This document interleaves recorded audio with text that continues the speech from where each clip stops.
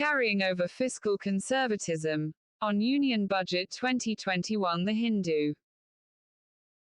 Bruised by the COVID-19 pandemic, Indians, like their counterparts elsewhere in the world, are looking for renewal. So, even granting that an annual budget is not a corrective for all ills, evidence of a change in course was expected in Budget 2021. Change also seemed possible. With the worst of COVID-19 and the lockdown-triggered contraction behind it, the government could intensify efforts to not just accelerate recovery but also turn its attention to the neglected health sector and redress the damage inflicted on the poor by the novel coronavirus pandemic. Conflicting signals. Official signals were, however, conflicting. Coming at the end of a year of the pandemic, Finance Minister Nirmala Sitharaman claimed that the budget would be one like never before. But experience did not give cause for confidence. Additional expenditure by the centre incorporated in multiple packages over the last year have been estimated as amounting to only around 1.5% of GDP. Yet, there were statements to the effect that much had already been done before the budget. The multiple stimulus packages were identified as several mini-budget-like interventions, and the budget, it was argued, had to be seen as just one more event in that series. Overall, the budget seems to carry over the fiscal conservatism witnessed during 2020-21. In that fiscal year, when the crisis called for hugely enhanced spending, total central government expenditure increased by just 13.4%, relative to what had been originally budgeted, when the pandemic had not been factored in. Since expenditure on the Mahatma Gandhi National Rural Employment Guarantee Act (MGNREGA) program and on food subsidies had to be increased as minimal support measures in the context of the economic disruption, spending elsewhere had clearly been reduced. Despite the extraordinary crisis, falling revenues had led to the government holding back on its aggregate spending to rein in the fiscal deficit and its debt. Revenue base erosion. Tax concessions, such as the sharp reduction in corporate tax rates in September 2019, and the misconceived goods and services tax regime, underlie the erosion of the revenue base.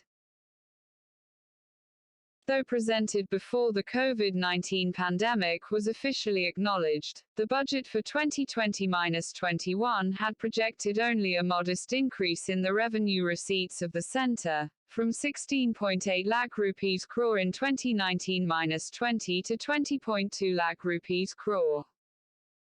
The revised estimates suggest that revenue receipts actually fell to 15.6 lakh rupees crore. Moreover, the government's ambitious disinvestment agenda that was expected to pull in 2.1 lakh rupees crore of non-debt capital receipts seems to have been completely derailed. The sum garnered was just 32,000 crore rupees. In the event, if spending had to be hiked significantly, deficit concerns had to be dropped. The government was clearly not willing to go in that direction, keeping expenditure growth low relative to requirement. That conservatism seems to persist. Total expenditure is projected to rise by just 0.95% in 2021-22 relative to revised estimates for 2020-21. Even if 14.5% relative to the budget estimate for 2020-21. Unwinding support measures. With fiscal conservatism persisting, the government is set to wind down even the limited support it afforded to those hit hard by the pandemic.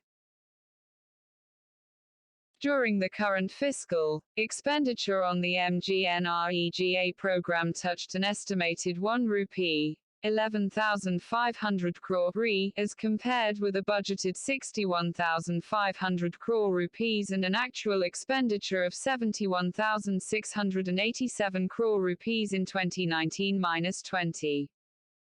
Many deprived of jobs and livelihoods were supported by the program. There is no reason to believe that all of them can now return to their erstwhile occupations, since the economy is still performing poorly. Yet, allocations for the MGNREGA program are, going by budget figures, to be drastically curtailed, from the 1 rupee, 11,500 crore spent in 2020-21 to 73,300 crore rupees in 2021-22.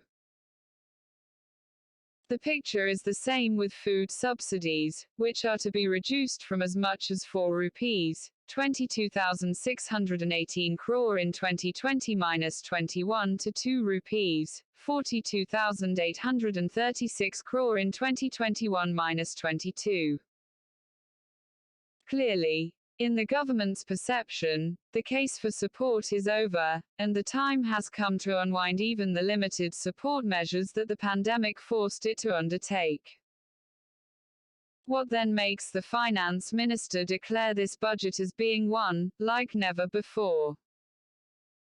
Amid the multiple claims made in Part A of the budget speech, two claims seem to be specially geared to creating the image of a never-before budget.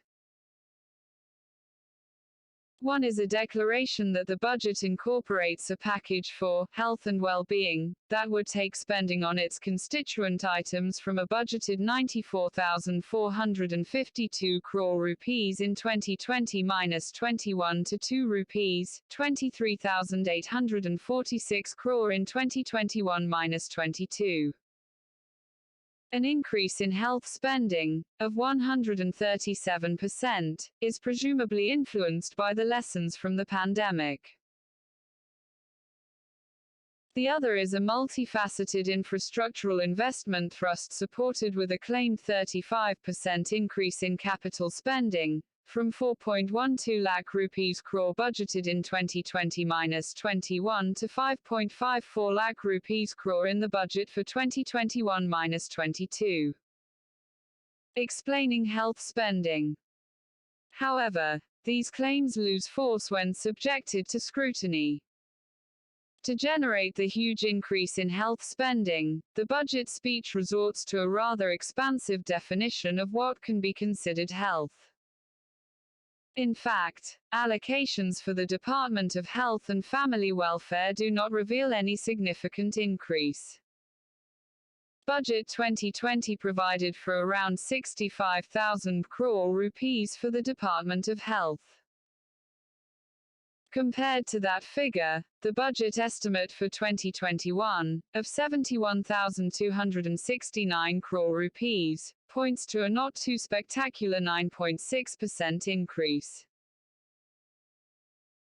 What is more, the budget estimate for 2021-22 is 9.6% lower than the revised estimate of expenditure of the Department of Health and Family Welfare in 2020-21, of 78,866 crore rupees.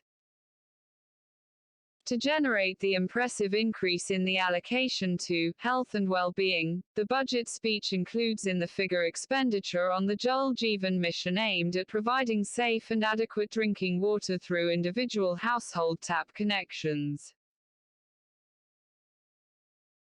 That component of the health and well-being budget rises from 10,905.50 crore rupees in the revised estimate for 2020-21 to 49,757.75 crore rupees in the budget estimate for 2021-22, being favored by a 50,000 crore rupees allocation from the CES-financed Central Road and Infrastructure Fund originally created to finance roads and highways. Drinking water matters and must be provided but cannot be a substitute for core health facilities. Wishful thinking. In the case of the infrastructural push described in the speech, the budgetary funding provided hardly seems adequate. What emerges is that the intention is to experiment with diverting resources garnered from the sale of existing assets of the public sector to part finance new investments in infrastructure. Besides disinvestment of equity, strategic sale, and privatization of the public financial sector, expected to yield 1.75 lakh rupees crore in 2021-22, there is much stress on monetizing idle assets, especially land, available with public agencies. As the failed experiment with an overambitious disinvestment agenda included in Budget 2021 suggests, this effort to strip public units of their assets to support private-led infrastructural expansion may be more in the nature of wishful thinking. The pandemic notwithstanding, Budget 2021-22 suggests that there is no change in the neoliberal fiscal stance of the current government. A lenient tax regime that favors private capital, restrained debt-financed spending, and excessive reliance on disposing of public assets to finance limited expenditures remain the principal elements of that stance. The pandemic may have forced increased spending in a couple of areas. But even before it recedes, the government seems bent on restoring the old normal. C.P. Chandrasekhar is an economist and columnist based in New Delhi.